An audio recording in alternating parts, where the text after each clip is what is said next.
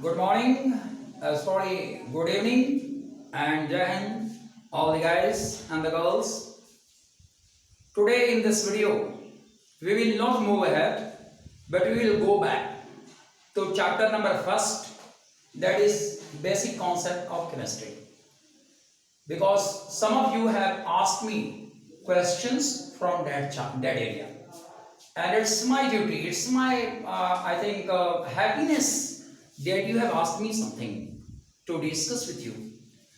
I will be more happy if you have problem, all of you. I'm not talking about a single boy or single girl. I'm talking about the whole of the class. If you have any problem, please put your problem on the website or link that is given to you. Next day, if I remain normal, surely I will address the problem that you put there. Okay. So let us see the problem that was asked by a girl of class 11. Here see whatever questions she has mentioned, I am doing only those questions, hoping that you must have done the rest of the questions. 1.10 ये NCERT का question है. The question from NCERT and chapter first, where the girl has raised some doubts that she has not got the concept clearly. So see, so whatever questions she has mentioned, I am doing over those questions. Question 1.10, ये CBSE का एक तरीका है कि 1 लिखता है, ये तो 1 लिखता है तो ये चैप्टर 1 होता है, चैप्टर 1 होता है. जब ये 2 लिखेगा तो चैप्टर 2 होता है, ये आप याद रखिएगा. तो चैप्टर 1 का 1.10 ये क्वेश्चन है. इन 3 मोल्स ऑफ इथेन, तो क्या दिया हुआ है इसको ध्यान में रखिएगा. नंबर ऑफ मोल्स जिसको हम लोग n से शो करते हैं, याद रखिएगा. n means what, number of moles, ये सिंबल है और ये आपको याद होना चाहिए. कितना दिया हुआ है? 3. कंपाउंड कौन सा दिया हुआ है? कंपाउंड आपको दिया हुआ है कौन? इथेन. ये आपका कंपाउंड है, फार्मूला आप लिख सकते हो C2H6 saturated hydrocarbon. In 3 moles of ethane calculate the following. आपको आगे कैलकुलेट करना है. यहां थोड़ी सी बात हमको समझ लेनी है कि मोल कॉन्सेप्ट हमारे पास क्लियर होना चाहिए. तो मोल कॉन्सेप्ट में नंबर ऑफ मोल्स में इस साइड लिख रहा हूं, तो n is equal to given mass upon molar mass. Molar mass ये आपका नंबर ऑफ मोल्स का फॉर्मूला है. 1 मोल of any substance is equivalent to 6.0228 into 10 to the power 23 particles. ठीक है. और 1 mole is equivalent to 22.4 liter of 22.4 liter of a gas at NTP. तो मोल जो अपना कंप्लीट रिलेशन लेता है, कंप्लीट रिलेशन को एक साथ देखिए. 1 mole is equivalent to 6.0228 into 10 to the power 23 particles, and this is equivalent to what? 22.4 liter volume. ये मोल का कंप्लीट रिलेशन, ठीक है. ये आपके मोल का कंप्लीट रिलेशन. अब जो भी क्वेश्चन बनेगा इसी सब रिलेशंस पे बनते हैं. तो ये 3 रिलेशंस अगर आप याद कर लेते हो कि 1 mole is equivalent to 6.0228 into 20 particles and 22.4 litre volume. अगर ये रिलेशन आपको याद है तो आप मोल के किसी भी सवाल को बड़ी आसानी से बना दोगे. तो अब हम लोग ये रिलेशन मैंने आपको बता दिया, आप किताब में भी देख सकते हो या यहां से भी लिख सकते हो. अब यहां 3 मोल्स दिया हुआ है. अब क्वेश्चन नंबर फर्स्ट आप देखें क्या है. क्वेश्चन नंबर फर्स्ट यहां पूछा जा रहा है कि number of moles of carbon atoms. यहां देखिए, तो जब हमने 3 मोल्स लिखा है तो हमारा मतलब 3C2H6, यहां जो संख्या लिखी जाती है ये मोल को इंडिकेट करता है. और क्वेश्चन क्या पूछ रहा है? Number of moles of carbon atom. तो यहाँ number of moles of carbon atom हम लोग निकालने का प्रयास करेंगे। तो number of moles of carbon atom, इसको ध्यान में रखिएगा, ये टर्म की टर्म है, यही आंसर बनाएगा, की टर्म है ये। अब अगर आप इस पर ध्यान नहीं देंगे तो आंसर आपका बिगड़ जाएगा। तो नंबर ऑफ मोल्स, ये की टर्म है, कार्बन एटम का कितना मोल होगा, 3 मोल्स तो इथेन का है, तो यहां से इसको मल्टीप्लाई कर देंगे तो 3 into 2, तो क्या मिल जाएगा 6 मोल्स। कैसे निकला, तो 3 into 2c, ये आपका बन गया। तो 6 मोल्स आपको कार्बन एटम हो गया। Second question, number of moles of hydrogen atoms. अब हाइड्रोजन एटम के मोल को आपको निकालना है। तो number of moles of hydrogen atom, तो हाइड्रोजन एटम का मोल्स आपको निकालना है। ये फॉर्मूला ध्यान रखिए, 3C2H6। तो हाइड्रोजन यहां कितना 6 है, और इसमें आप इसको मल्टीप्लाई कर दीजिए तो आ जाएगा आपका 18 मोल्स। 18 मोल्स, या पर ये 6 मोल यहां आ गया, 6 मोल कार्बन हो गया आपका, और 18 मोल्स हाइड्रोजन हो गया आपका। आगे देखिए question number 3, number of molecules of ethane. आप सवाल जो है एटम्स पर न रख करके कंपाउंड के मॉलिक्यूल की संख्या का सवाल बनाया है। तो अब हम यहां एवोगाड्रो कॉन्सेप्ट उठाएंगे। तो 1 मोल इज इक्विवेलेंट टू, क्या हो गया, 6.0228 into 10 to the power 23 molecules. Particles में क्या क्या आते हैं, पार्टिकल्स में एटम आएगा, मॉलिक्यूल आएगा, आयंस आएंगे, यही आपका पार्टिकल होते हैं। तो यहां कितना हो जाएगा, अब 1 मोल में इतना होता है, तो 3 मोल में कितना होगा, ये कैलकुलेशन आप करेंगे यहां से।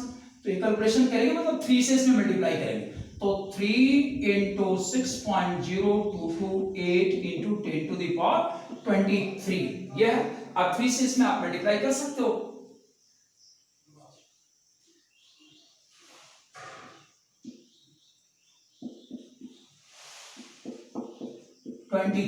मॉलिक्यूल्स, ये आपको मिल गया, ये आपका आंसर। इतना मॉलिक्यूल्स जो है इसमें।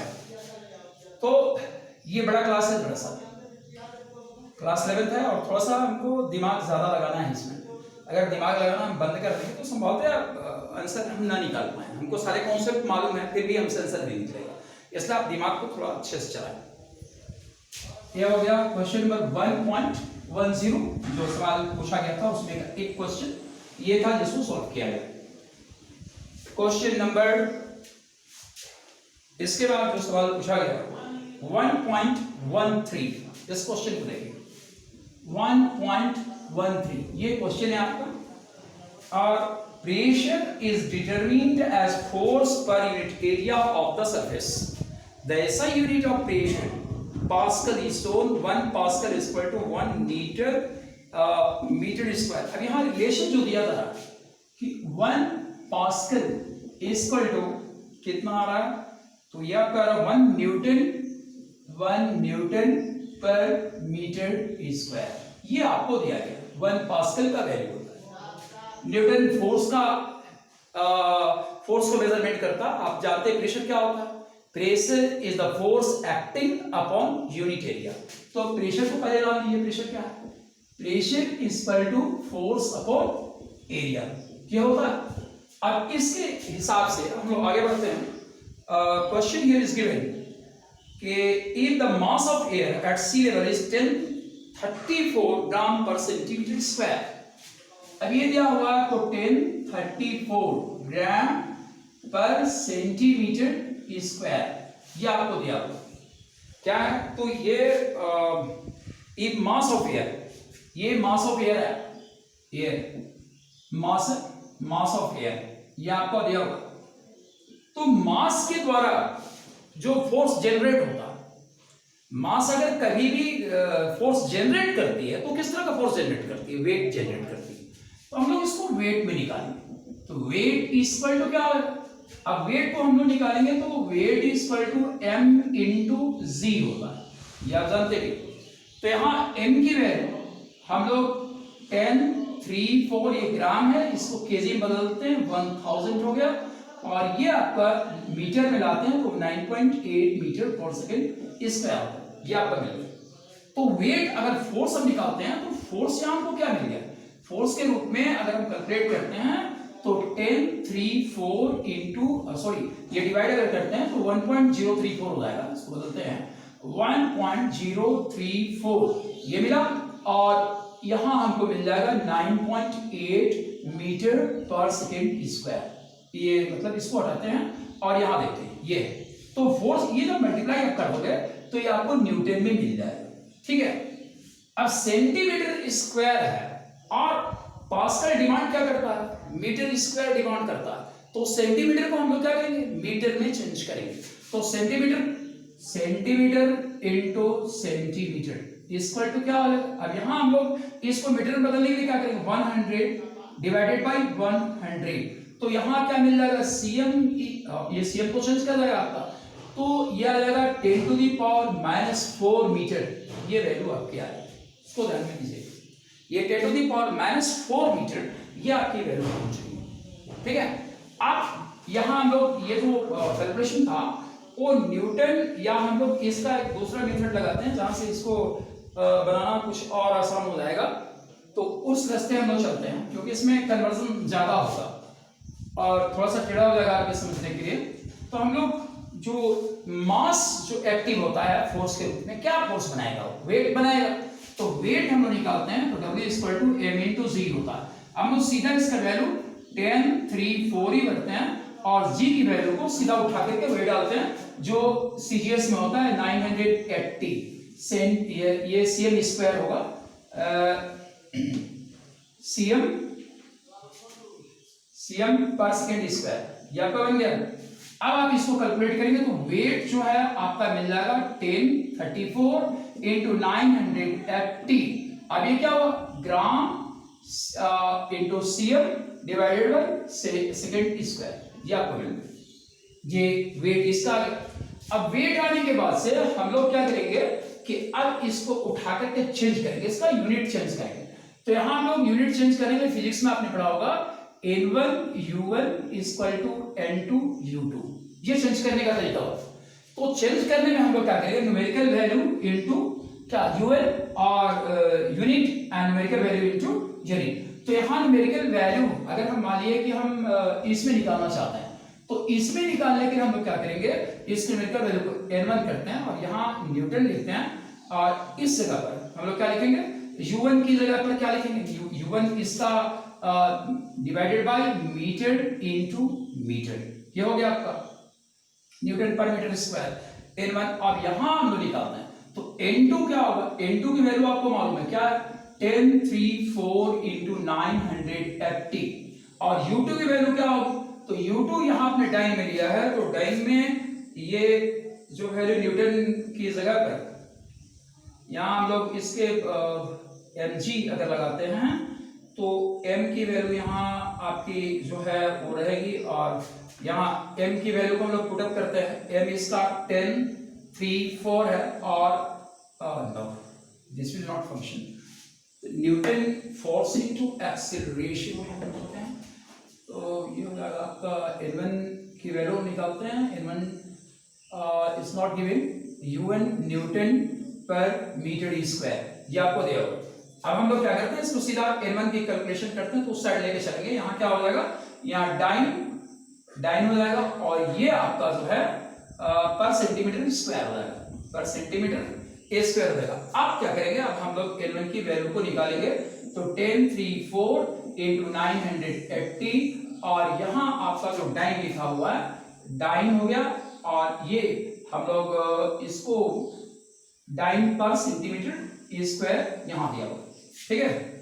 तो इस तरह से अब आप इसको उधर ले जाएंगे तो ये आपका मीटर स्क्वायर हो जाएगा, और नीचे में ये आ जाएगी आपको न्यूटन आ जाएगा, ये न्यूटन नीचे आएगा। तो इसमें जो चीज हम लोग देख रहे हैं वो ये दे रहे हैं कि हमको न्यूटन एंड डाइन का रिलेशन निकालना पड़ेगा, और न्यूटन एंड डाइन का रिलेशन निकाल के ही इस सवाल को सॉल्व किया जा सकता है। तो फिजिक्स के रास्ते ये क्वेश्चन ज्यादा जा रहा है। अगर हम इसको नॉर्मल करते हैं W = mg, तो यहाँ से हमने इस चीज को निकाल लिया, और ये निकलने के बाद भी this is creating some problem, तो let us see once more because I think the question will be more confusing. तो हम ऐसा करते हैं कि इसको अपने तरीके से बनाने का प्रयास करते हैं, शॉर्ट मेथड जो इसका बन सकता है। या हम लोग निकालते हैं मास जो वेट के रूप में कन्वर्ट होगा। तो वेट यहाँ दिया हुआ है, वेट दिया हुआ है 10 3 4, तो 10 3 4 1000 से डिवाइड हम कर देते हैं तो ये आ जाएगा आपका केजी में, ठीक है। तो और यहाँ जी की वैल्यू लगा देंगे 9.8। तो वेट जो है या हम जिसको फोर्स कहते हैं, फोर्स निकल जाएगा 10 3 4 डिवाइडेड बाय 1000 इंटू 9.8, ये आपका फोर्स न्यूटन में आ गया। अब प्रेशर जब निकालते हैं तो प्रेशर इक्वल टू क्या होता है, फोर्स अपॉन एरिया होता है। तो फोर्स कितना यहाँ हमने निकाल दिया 1.034 इंटू 9.8, और इस जगह पर जो ये वर्क कर रहा है किस पर कर रहा है, सेंटीमीटर पर कर रहा है। तो हम लोग सेंटीमीटर पर इसको फंक्शन ना करा के किस पर कराएंगे, मीटर पर फंक्शन कराएंगे। तो मीटर में ये cm इंटू cm है। आप इसमें अगर हम लोग 100 से डिवाइड करें तो 100 से डिवाइड करेंगे तो मीटर में चेंज कर जाएगा, ठीक है।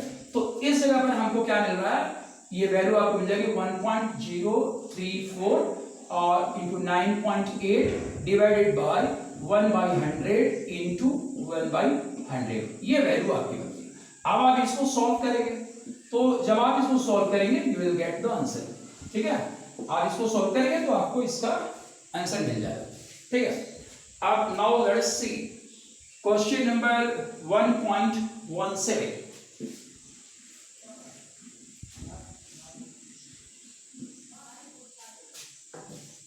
क्वेश्चन नंबर 1.17, ये क्वेश्चन दिया हुआ है, a sample of drinking water was found to be severely contaminated with chloroform CaCl3 supposed to be carcinogenic in nature.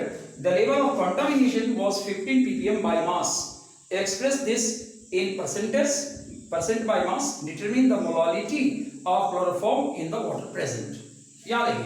तो इसमें जो क्वेश्चन है आपका 1.17 में जो पॉल्यूटेंट है आपका, ये पॉल्यूटेंट है CaCl3 जो हमारा क्लोरोफॉर्म है, ये क्लोरोफॉर्म है आपका। और पीपीएम की परिभाषा आपको मालूम है, पीपीएम क्या होता है, पार्ट्स पर मिलियन, ये होता है आपका पार्ट्स पर मिलियन। तो पार्ट्स पर मिलियन जब आप निकालोगे तो इसका फॉर्मूला हमको याद रखना पड़ता है, PPM equal to number of given ions divided by total number of ions into 10 to the power 6, क्या आपको दिया। तो पीपीएम का ये फॉर्मूला है, पीपीएम 10 टू द पावर 6 पे अपने कैलकुलेशन को लेके चलता है। इस तरीके से आप पीपीएम निकालेंगे इसका। तो पीपीएम आपको कितना दिया हुआ, ppm given is how much, ये आपको दिया हुआ है 10 टू द पावर 15 पीपीएम है। तो 15 वैल्यू इसकी दी हुई है, यानी कि कार्सिनोजेन कितना पाया गया 10 टू द पावर 6 में। कार्सिनोजेन का पार्ट कितना है, तो कार्सिनोजेन का पार्ट है आपको 15। यहां से कैलकुलेट करते हैं, out of 10 to the power 6 the part of chloroform CaCl3 is how much, 10 to the power 6 में इसका पार्ट बनता है आपको 15। तो 1 में कितना पार्ट बनाएगा, तो 15 डिवाइडेड बाय कितना होगा 10 टू द पावर 6। अब जब आप परसेंटेज पे काम करोगे तो परसेंटेज पे काम करने के लिए हमको 100 पर लेना होगा। यहाँ हम 100 पे निकालेंगे तो 100 में क्या होगा, यहाँ 100 से मल्टीप्लाई हो रहा है, तो कितना हो गया 1500 divided by 10 to the power 6, ये बन रहा है आपका। अब हम लोग इसको क्या करते हैं, यहाँ इसके पावर को ऊपर ले जाते हैं, तो 1500 इंटू 10 टू द पावर 6, ये बन रहा है। आप क्या करते हैं, इसके 2 जीरो को हटाते हैं या इसके 4 जीरो को हटाते हैं तो कितना हो जाएगा, 6 को हटा देंगे तो 0.015%, ये आपका आप कैलकुलेट कीजिए। 4 को हटाएंगे तो कितना आएगा, इसका 4 पावर घटेगा 2 आएगा, और एक यहाँ दशमलव और जीरो लगाते हैं तो ये चीज आ गई। ये परसेंटेज कितना आपका 0.015% क्लोरोफॉर्म इसमें है, ये आपका क्लोरोफॉर्म का अमाउंट है, क्लोरोफॉर्म, ये क्लोरोफॉर्म का अमाउंट है, ठीक है। तो इस सवाल को बनाने में बस सिंपल सा ये फॉर्मूला है, इसको एप्लीकेशन कीजिए। एप्लीकेशन करने में थोड़ी सी दिक्कत होती है, इसलिए इसका सवाल बनाना थोड़ा सा मुश्किल होगा। अब हम लोग क्या करते हैं कि इसकी मोलालिटी निकालते हैं। मोलालिटी, अब मोलालिटी के बारे में आप जानते हैं कि मोलालिटी क्या होती है। Let us see the question. Determine the molality of chloroform in the water sample. इसकी मोलालिटी आप निकालेंगे, तो मोलालिटी इज इक्वल टू क्या होता है, molality is equal to number of moles divided by volume in litre, volume in litre, ठीक है। अब यहां जो परसेंटेज उपस्थिति है वो मैंने बताया, क्लोरोफॉर्म कितना है, यहां क्लोरोफॉर्म ने कैलकुलेटेड किया है, calculated amount of chloroform, amount of chloroform का कितना अमाउंट हमने कैलकुलेट किया, तो क्लोरोफॉर्म का जो अमाउंट हमने कैलकुलेट किया है वो 0.015% है। अब परसेंटेज का सवाल है, तो इसको हम लोग क्या करेंगे, परसेंटेज के कॉन्सेप्ट पर बनाएंगे। तो let the mass of solution is 100 grams. अगर सॉल्यूशन का मास 100 ग्राम है तो सॉल्यूट का मास कितना होगा, mass of solute will be equal to 0.015 grams. यह हो गया 0.015 ग्राम है। अब यहां जो पानी है तो पानी की डेंसिटी पर काम करेंगे, याद रखिएगा। तो डेंसिटी ऑफ वाटर क्या होता है, इसको ध्यान रखिएगा। डेंसिटी ऑफ वाटर 1 ग्राम पर ml, ये डेंसिटी ऑफ वाटर है। तो 100 ml ऑफ सॉल्यूशन है, तो अल्टीमेटली वॉल्यूम ऑफ सॉल्यूशन कितना हो रहा है, 100 ml हो रहा है। तो volume of solution is equal to 100 ml, ये बन गया आपका। अब नंबर ऑफ मोल्स आप निकालिए, तो n इक्वल्स टू कितना है, 0.015 ग्राम है, और मोल्स आप निकालेंगे, CH3 का मोलर मास निकालिए, molar mass CHCl3 molar mass से निकालेंगे। कार्बन 12 हो गया, हाइड्रोजन 1 हो गया, और क्लोरीन का 35.5 इंटू 3 हो गया। इसको आप सोल्व कीजिए, तो ये आपका 13 हो गया, यहां मल्टीप्लाई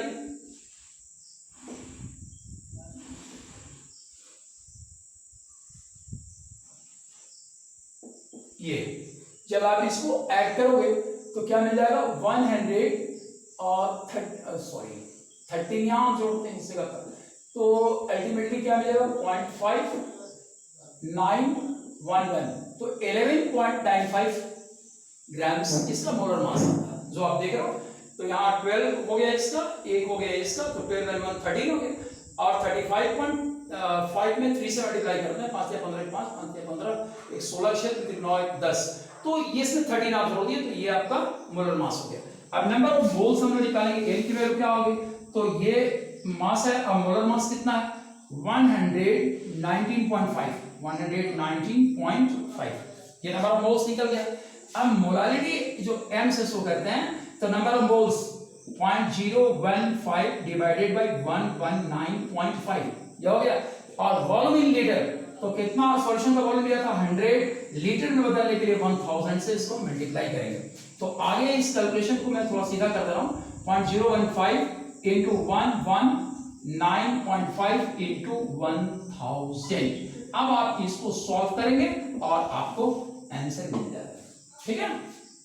ये सवाल है आपका, तो थोड़ी सी लेंथी सवाल है, थोड़ा दिमाग ज्यादा लगाना पड़ता है, दिमाग ज्यादा नहीं लगाना, कि थोड़े कॉन्सेप्ट को ज्यादा चलाना पड़ता है।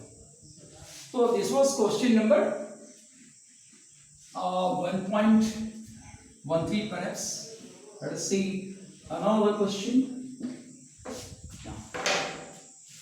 ये क्वेश्चन हमने बनाया पीपीएम का, ठीक है। अब यहाँ 1.20 एक सवाल दिया हुआ है, round up the following up to 3 significant figures. यहाँ 3 सिग्निफिकेंट फिगर्स तक आपको ले जाना है। तो यहाँ हम लोग देखते हैं कि 34.5 216 दिया हुआ, 216 दिया है। तो जब हम इसकी राउंडिंग ऑफ करते हैं तो अगर ये 5 से ज्यादा है जो कि 6 है तो हम इसको बढ़ा देंगे, इसको हटाएंगे तो ये 34.22 हो गया। अब ये 5 से लेस देन है इसलिए ये ऑटोमेटिक रिमूव हो जाएगा और आंसर हो जाएगा 34.2। अब इसमें सिग्निफिकेंट फिगर कितना है तो यहाँ फिगर यहाँ देखिए कितना आ रहा है 1 1 और 1, तो टोटल फिगर कितना हो गया 3 और ये 3 सिग्निफिकेंट फिगर में कन्वर्ट कर गया। ठीक है, तो इसको कन्वर्ट करने में आपको एक बात याद रखना है कि अगर 5 से ज्यादा है तो आगे वाले डिजिट में एक जोड़ देंगे, अगर 5 से कम है तो कुछ नहीं करेंगे, ऐसे हटा देंगे। That's all. Is it clear? आगे question number ahead of this let us try to see question number 1.24। Question number 1.24 को देखते हैं। 1.24 ये question, determine dinitrogen and dihydrogen react with each other to produce ammonia according to the following chemical equation। Calculate the mass of ammonia produced। ठीक है, अब यहाँ थोड़ा सा आप देखिएगा 1.24 में जो रिएक्शन आपको दिया गया है N2 plus S2 is equal to, ये सीधा आपको NH3 लिखा है, लेकिन हम जब काम करेंगे तो हमको स्टैंडर्ड इक्वेशन लेना होगा और स्टैंडर्ड इक्वेशन क्या होता है, बैलेंस्ड इक्वेशन होता है, तो हम लोग इसको बैलेंस करते हैं बैलेंस्ड इक्वेशन। तो बैलेंस्ड इक्वेशन जब इसका बनाएंगे तो वो आपका स्टैंडर्ड इक्वेशन बन जाएगा, स्टैंडर्ड इक्वेशन जिस पर हम लोग कैलकुलेशन करते हैं। तो स्टैंडर्ड इक्वेशन जब आप बनाओगे तो यहाँ N2 plus 3S2 equal to twice NH3, ये आपका बैलेंस इक्वेशन। आप इसमें देखेंगे सारी चीजें बैलेंस मिलेंगी। ठीक है, अब ये बैलेंस इक्वेशन जब होता है इसे स्टैंडर्ड इक्वेशन कहते हैं। अब इस पर आप सवाल बनाएंगे। अब क्वेश्चन देखिए, क्वेश्चन जो दिया हुआ है, calculate the mass of ammonia produced if 2 into 10 to the power 3 grams of dinitrogen। यहाँ नाइट्रोजन का अमाउंट दिया, क्वेश्चन नंबर 1 देखिए, अमाउंट नाइट्रोजन का कितना दिया ये हम लोग देखते हैं। तो दिया 1 into 10 to the power 3 gram, 1 into 10 to the power 3 grams ये दिया है, sorry 2 into 10 to the power 3 grams दिया नाइट्रोजन का quantity, 2 into 10 to the power 3 grams दिया है, reacts with 1 into 10 to the power 3 gram of dihydrogen। अब यहाँ hydrogen का जो क्वांटिटी दिया हुआ है 1 into 10 to the power 3 grams दिया हुआ है, और क्वेश्चन क्या है, इस डेटा से आपको अमोनिया की क्वांटिटी बाहर करनी है। ठीक है, तो इसको बनाने में कॉन्सेप्ट ऑफ मोल काम करता है। पहले याद रखिएगा, कंसेप्ट ऑफ मोल से ये सवाल बनेगा, दूसरा कोई रास्ता नहीं है क्वेश्चन को बनाने का। तो कंसेप्ट ऑफ मोल में हम लोग देखते हैं, कंसेप्ट ऑफ मोल ये लगाएंगे और यही सवाल के बनने का मूल वजह है। तो यहां क्या है, 1 मोल 3 मोल से रिएक्शन करता है, देखिए तो 1 mole nitrogen reacts with 3 moles of hydrogen, ये रिलेशन है आपका और इसी रिलेशन पर आपको काम करना है। तो यहां जो आपको नाइट्रोजन की वैल्यू दी हुई है, इसको पहले मोल में आप कन्वर्ट करें। तो मोल में कन्वर्ट करने के लिए हम लोग मान लिया इसके मोल निकालें, mole of nitrogen in nitrogen का निकालते हैं। तो गिवन मास कितना है आपका 2 into 10 to the power 3 है, मोलर मास निकालेंगे 28 आ जाएगा आपका। फिर मोल ऑफ हाइड्रोजन आप निकालेंगे, तो n ऑफ हाइड्रोजन जब आप निकालोगे तो यहाँ 1 into 10 to the power 3 दिया हुआ है, और यहाँ कितना आएगा हाइड्रोजन का मोलर मास 2 आ जाएगा। ठीक है, तो ये मोल्स आपके बनते हैं। तो मोल्स के इस कैलकुलेशन को आपको करना पड़ेगा, ये 14 हो जाएगा, ये आप कैलकुलेट करेंगे तो 10 to the power 3 divided by 14 यहाँ आ गया, और यहाँ आप ले सकते हैं 0.45 into 10 to the power 3, ये आपका मोल्स है। अब ये जो मोल्स है इसके रिएक्शन को बढ़ाएंगे कि 1 मोल जो है 3 मोल से रिएक्शन करता है। ठीक है, तो 1 मोल 3 मोल से रिएक्शन करता है तो 2 मोल क्या देता है, अमोनिया देता है। ये रिलेशन देखिए, और इसी रिलेशन पर ये सवाल बनेगा, 1 मोल reacts with 3 mole reacts with 3 mole 1 mole of let us write it once more because I think no space is present here. लेकिन क्वेश्चन कैसे बनेगा उसको आप जरूर देखें. 1 mole of nitrogen reacts with 3 moles of hydrogen to give 2 moles of ammonia. 2 moles of ammonia. ये आपका equation है जिस पर हम लोग कैलकुलेशन करेंगे. ठीक है, तो हमने नंबर ऑफ मोल्स निकाला है और नंबर ऑफ मोल्स नाइट्रोजन का n हमने निकाला है. नाइट्रोजन का कितना है तो हमने इसको निकाला 2 into 10 to the power 3 divided by 28. इसको हमने काट दिया 14 आ गया तो 10 to the power 3 divided by 14. फिर इस तरीके से नंबर ऑफ हाइड्रोजन हमने निकाला तो ये मोल क्या होगा 1 into 10 to the power 3 है डिवाइडेड बाय 2. तो ये करेंगे तो आपको कितना आएगा ये 0.5 into 10 to the power 3 हो गया. अब इसको आप सॉल्व करोगे तो ये 500 मोल्स आता है. अब यहाँ आप निकालो यहाँ वैल्यू देगा. ठीक है, तो अब जो वैल्यू आती है यहाँ जो कुछ भी आता है आप कैलकुलेट करके देखोगे उसी का डबल अमाउंट यहाँ से उठेगा. ठीक है, तो ये जितना मोल आएगा इसका डबल अमाउंट यहाँ से उठाओगे. अगर ये अमाउंट सफिशिएंट है तो उठेगा, नहीं सफिशिएंट है तो लिमिटिंग रिजल्ट का काम करेगा.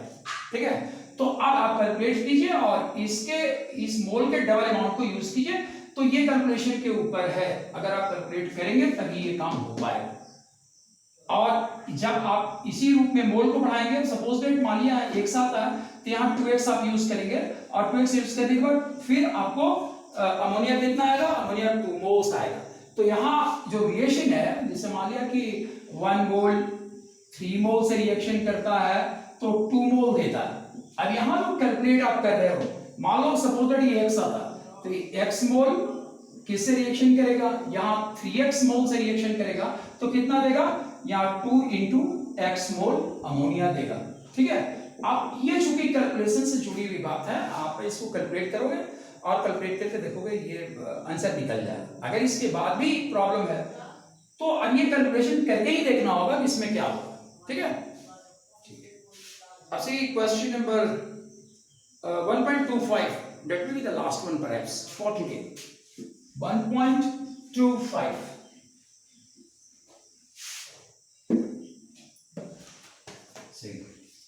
क्वेश्चन नंबर 1.25 इसको हम सॉल्व करते हैं.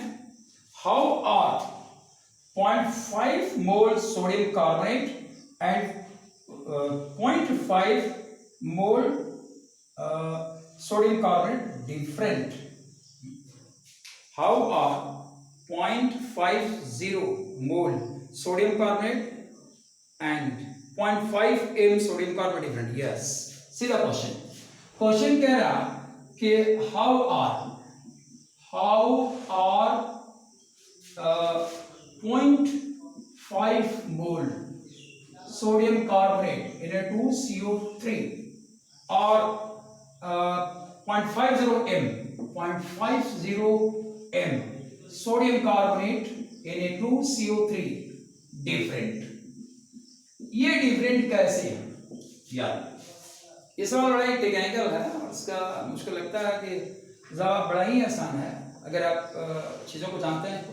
ये क्या बताएगा, it shows amount of substance, it shows amount of substance, amount of substance ये शो करेगा. और 0.50 m ये क्या शो करेगा, इट शोज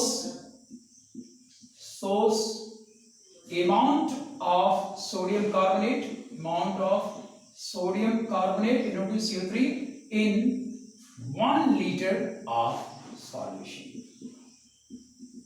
तो ये डिफरेंस. और डिफरेंस में क्या है कि ये आपको अमाउंट को मेजर करता है और ये कॉन्सेंट्रेशन को मेजर करता है.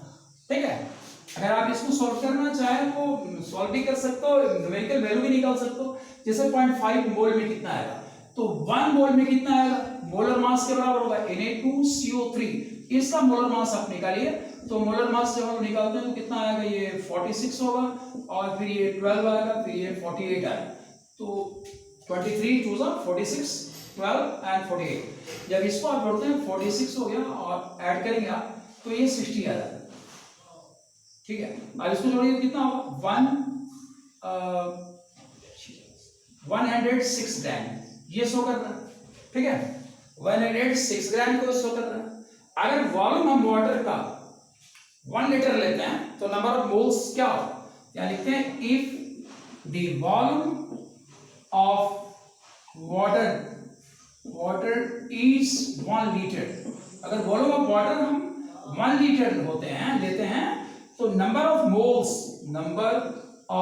Moles of sodium carbonate Na2CO3 will be how much, 0.5 होगा। ठीक है, और 0.5 यहाँ आपने जो 0.5 निकाला है तो ये तो 1 मोल है, 0.5 मोल मीन्स हाफ मोल में कितना है, हाफ मोल यहाँ अगर हम निकालते हैं तो यहाँ हाफ मोल आ जाएगा आपको 53 ग्राम्स। ये अमाउंट है, ये सिर्फ और सिर्फ अमाउंट है।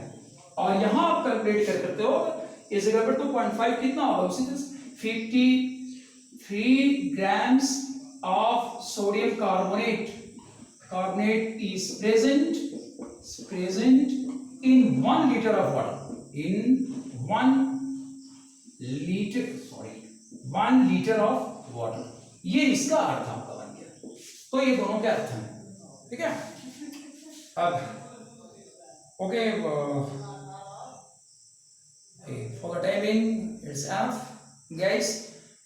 Whatsoever problems are remaining in the book, I will solve them tomorrow and revise them. If you have any problem in getting whatever I have solved, then send that thing in my website. I will address the problem. Thank you.